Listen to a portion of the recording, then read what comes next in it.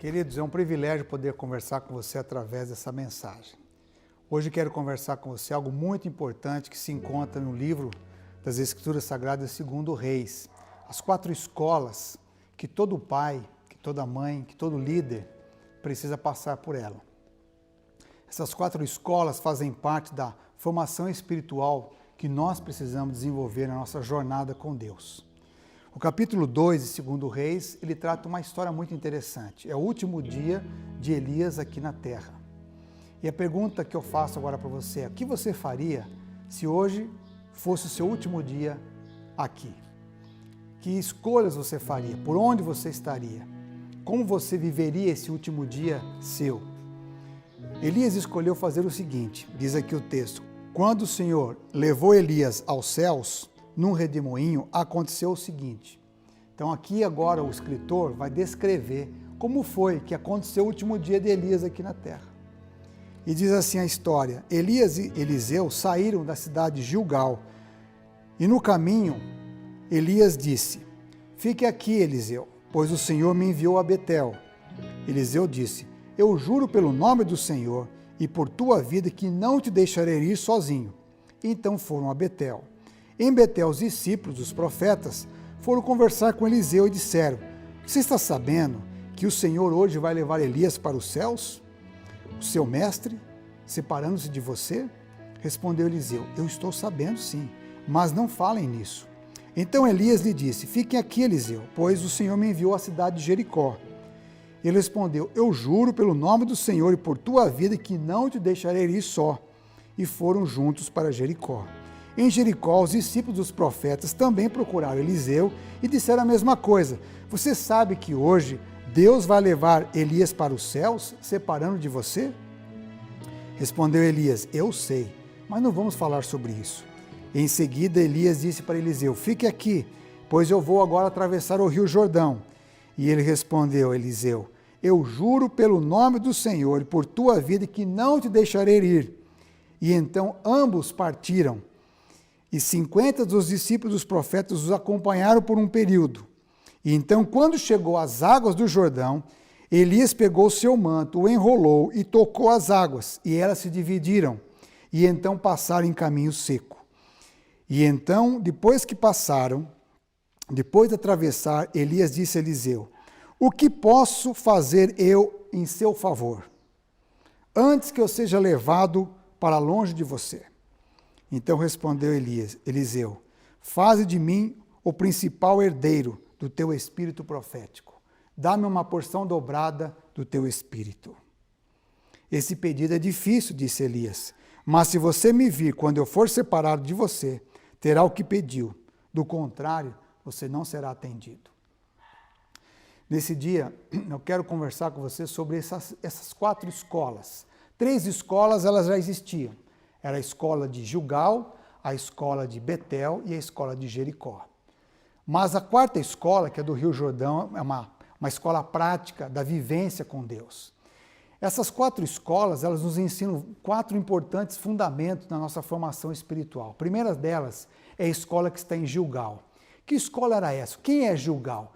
Quando a gente vai ao texto bíblico, a gente percebe que essas cidades na Palestina, elas, com o passar do tempo, Samuel foi o primeiro que criou as escolas dos profetas. Eram as escolas de teologia, de filosofia, de preparo para o ofício sacerdotal e profético. Gilgal era um lugar que, segundo o texto de Josué, capítulo 4 e capítulo 5, é o lugar onde Israel, pela primeira vez, pisou na terra prometida. Em Gilgal foi onde eles viram o rio Jordão se abrir e toda aquela comunidade, aquela quantidade imensa de povo de Israel entrando na terra prometida, passou também por seco pelo rio Jordão. Ali no meio, Deus pediu que os sacerdotes escolhessem 12 pedras e pegassem aquelas pedras e fizessem depois um altar e dissesse: olha, quando os teus filhos, os seus descendentes olharem para esse altar de 12 pedras, representando uma de cada uma das tribos, lembre-se que vocês entraram nessa terra prometida pela ação poderosa de Deus. Ali em Gilgal, eles celebraram a Páscoa, depois de 40 anos atravessando o deserto. Eles tinham apenas celebrado lá no Egito, estavam agora chegando na Terra Prometida, e Gilgal foi o lugar da Páscoa. da consagração, ali Deus cessou de enviar o maná todos os dias. E Deus agora vai ajudá-los a desfrutar dos frutos da terra. Foi ali que Josué teve uma visão de Deus. E ele encontrou com o Senhor vestido de o Senhor dos Exércitos. E Josué adorou o Senhor.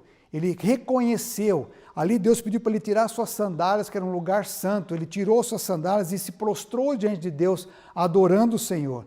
Portanto, Gilgal, essa escola de Gilgal me ensina uma coisa, que nós precisamos passar pela escola da adoração. A escola que nos ensina a reconhecer a Deus como nosso Senhor e Salvador. A escola que me faz um verdadeiro adorador de Deus, que me ensina a adorar em espírito e em verdade. A escritora Ellen White fala que o cristão deve muitas vezes rever sua vida passada e relembrar com gratidão os preciosos livramentos que Deus operou em seu favor, amparando na provação, abrindo o caminho diante dele quando tudo parecia escuro e vedado, refrigerando-o quando a ponto de desfalecer. Devemos reconhecer todas essas situações como provas do cuidado vigilante dos anjos celestiais. Em vista dessas bênçãos inumeráveis, devemos muitas vezes perguntar com o coração submisso e agradecido a Deus: que poderei eu dar ao Senhor por todos os benefícios que Ele tem me feito? Esse texto foi escrito no livro Patriarcas e Profetas, página 187. Que eu poderei dar ao Senhor por tudo que Ele tem feito de bênçãos na minha vida? Quando eles chegaram em Betel, Betel quer dizer casa de Deus, lugar de Deus. Betel foi esse nome dado por Jacó, quando ele saiu da casa do seu pai e ao deitar encostado numa pedra teve um sonho. E quando ele levantou-se desse sonho, onde os anjos subiam e desciam e Cristo estava no final dessa escada, ele reconhece a bondade de Deus, a santidade de Deus e nomeia aquela pedra como Betel, casa de Deus. Betel significa que Deus tem um encontro conosco. E quando eu vou às próprias Escrituras, lá em Gênesis 3:8, o Senhor visitava o ser humano na viração do dia. Em Gênesis 12, capítulo 12, verso 8, nos fala que ali foi dado também essa menção de que Deus visita o ser humano, visitou Abraão muitas vezes. Em Gênesis 35, de 1 a 4, fala de Jacó tendo essa experiência com Deus, levando a sua família para serem consagrados e contar a sua história de como Deus apareceu a ele. Então a escola de Betel é uma escola que nos convida a entender a prática da oração. Todos nós precisamos aprender a orar. Isso é uma ciência que precisa ser desenvolvida pela comunhão com Deus. Portanto, Betel é o lugar onde Deus mudou o nome de Jacó também, naquela região. O nome Betel foi dado por Jacó porque ele teve uma experiência com Deus. Ali ele teve o sonho, como eu disse, ele ali fez uma declaração de fé, dizendo: se o Senhor cuidar de mim, me der alimento, tu serás o meu Deus. E também Jacó fez um pacto de fidelidade, e tudo que o Senhor me abençoar, eu devolverei o dízimo. Então veja, essa escada trouxe, esse sonho trouxe a reconciliação para Jacó com Deus, trouxe a sua declaração de fé e trouxe o seu pacto de fidelidade ao Senhor. Portanto, Betel representa o encontro de um homem com Deus, onde nós aprendemos a orar. Anos mais tarde, mais de 20 anos depois, Jacó consagrou sua família ali. Ali a sua família tirou os deuses, os ídolos, né? Eles mudaram o seu procedimento. Ali foi quando Deus os abençoou e os protegeu. E olha que interessante, Deus nunca abandonou Jacó, portanto ele também não vai abandonar você e a mim.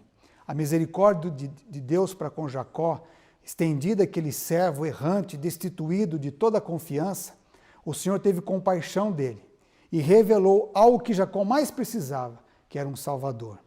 Então a oração nos mostra que nós precisamos de um Salvador.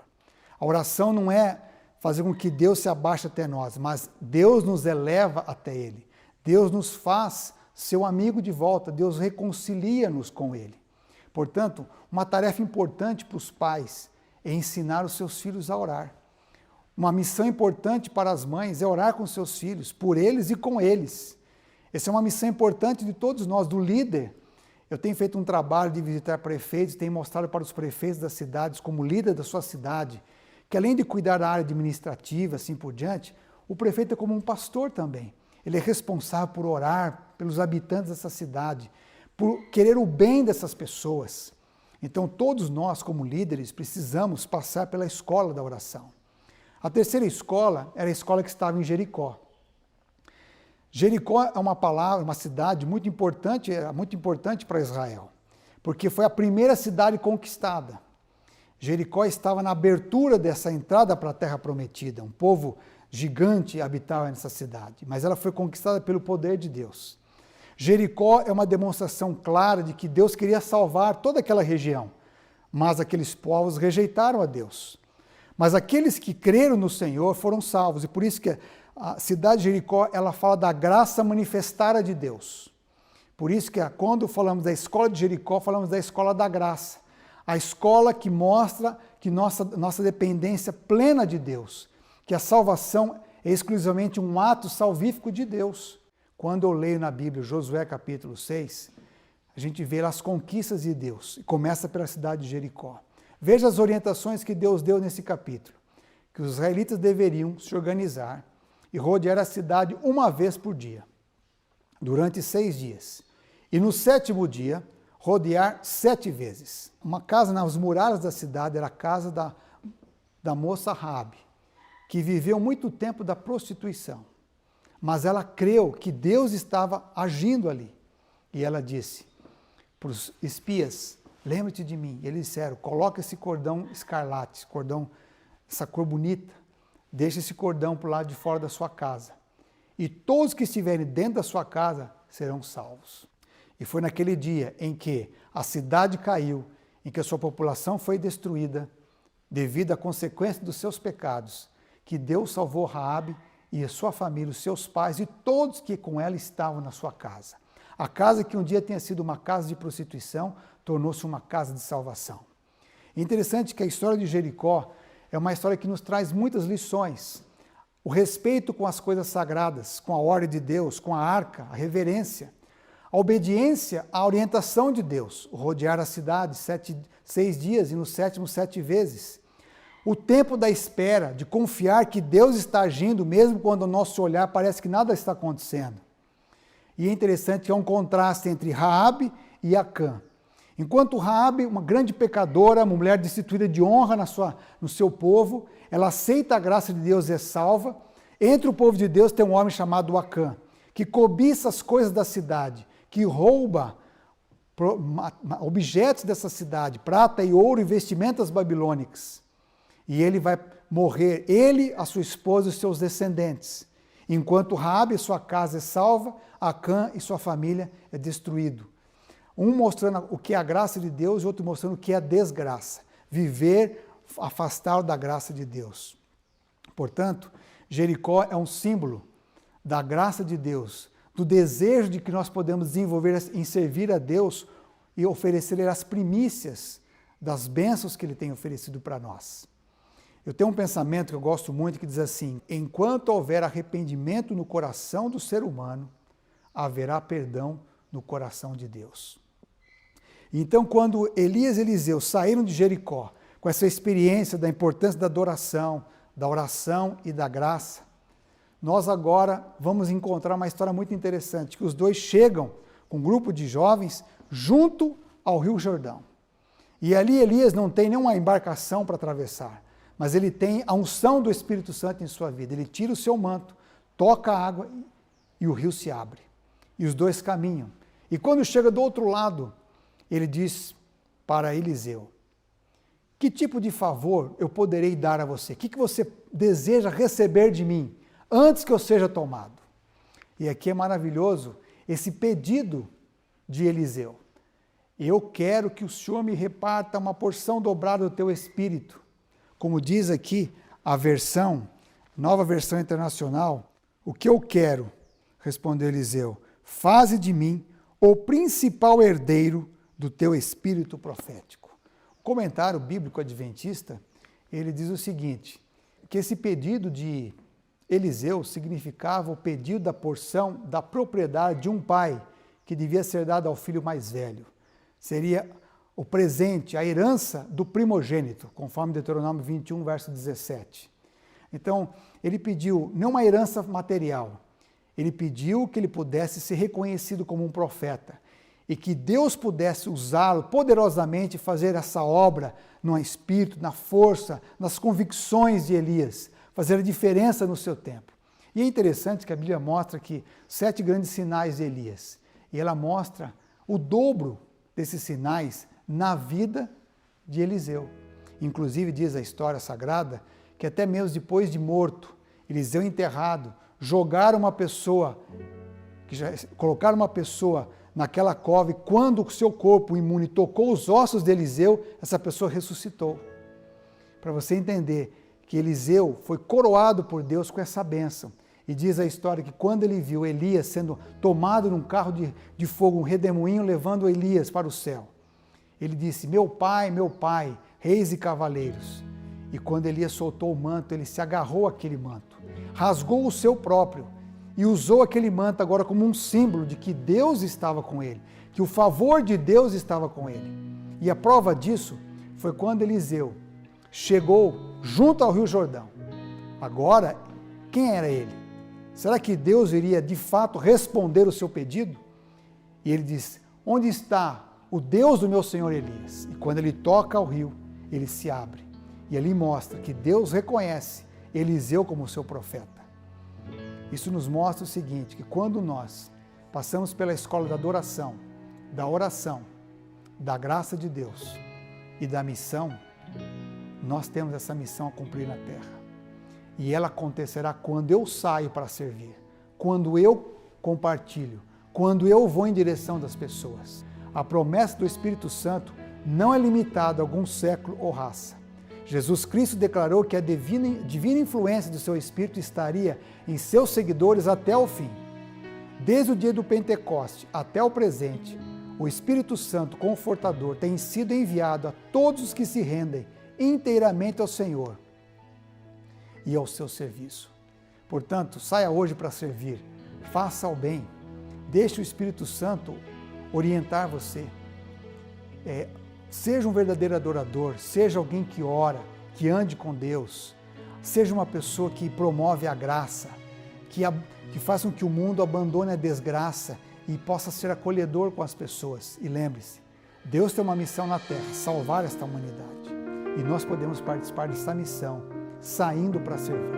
Que Deus abençoe você.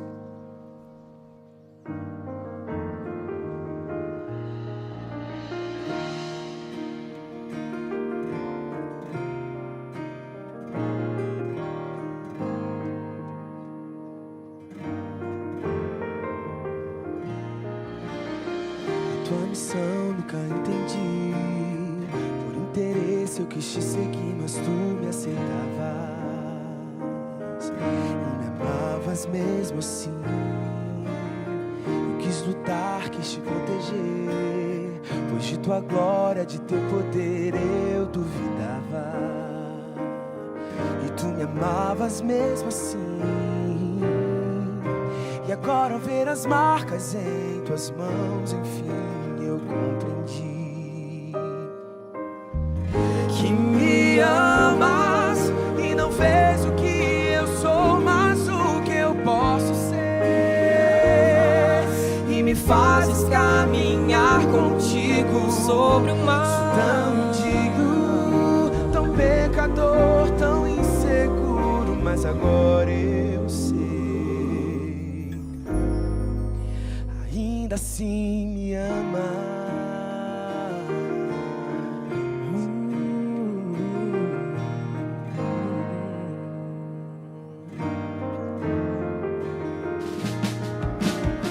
Com gestos rudes não quis deixar os pequeninos te abraçar.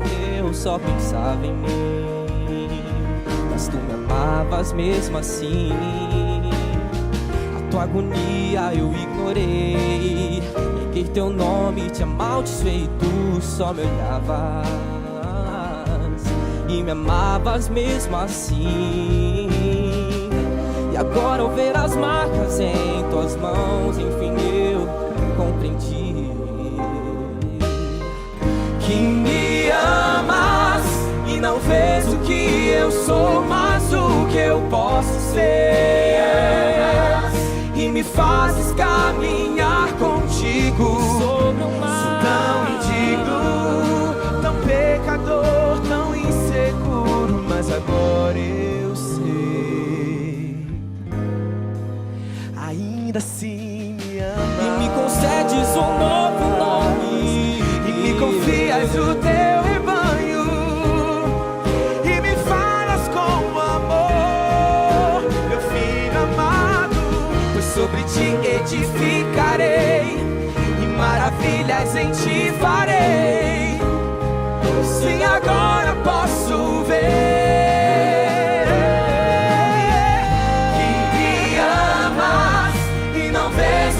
eu sou mais o que eu posso ser, e me fazes caminhar contigo sobre o mar. Sou tão indigno, tão pecador, tão inseguro, mas agora eu sei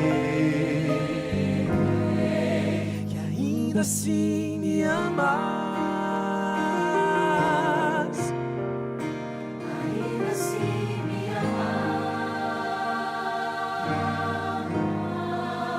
Ainda assim